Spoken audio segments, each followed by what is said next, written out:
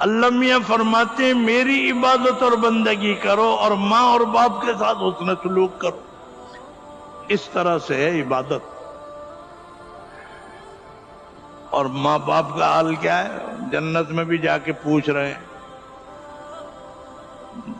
औलाद का बड़ा ख्याल रहता है, जज्बा है ये माँ और बाप का।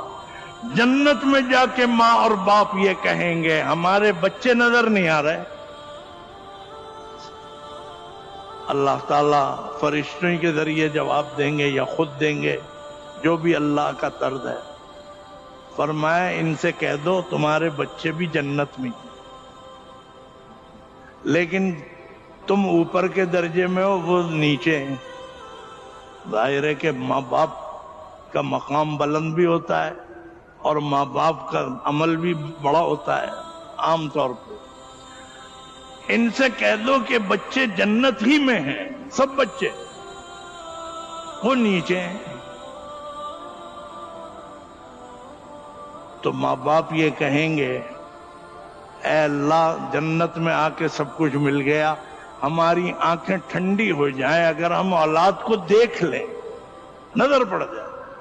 खुदा की कसम मैं कहता हूं माँ और बाप का हक अदा करो। इख्तिलाफ होना और मर्जी के खिलाफ होना इसमें कोई हर्ज नहीं, लेकिन बेअदबी न कर। अल्लाह मियां का ये जवाब काफी नहीं था फरिश्तों के जरिए कि भाई वो भी जन्नत में ही है, नीचे हैं।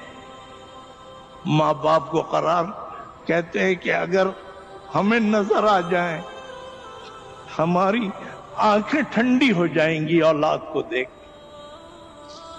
अल्लाह ताला फरमाएंगे फरिश्तों से भाई ये जन्नती हैं, मैंने इन्हें सब कुछ दिया, अब इनकी ये तमन्ना है कि औलाद को देख लें। फरिश्तों से फरमाएंगे मैं ये कर सकता था कि इनसे कहूं कि जाओ तुम नीचे जाके औलाद से मिल लो और उन्हें देख लो, लेकिन मेरी शान करीमी के खिलाफ है कि मैं ऊपर से किसी को नीचे लाऊं। जाओ मेरा हुक्म है कि बच्चों को नीचे से ऊपर ले आओ। अल्लाह ताला हमारे वालिदैन के दर्जात को बुलंद फरमा। खुदा की कसम माँ और बाप का कुछ बदल नहीं हो सकता। हम माँ और बाप को नीचे नहीं लाएंगे, लेकिन इनकी औलादों को ऊपर ले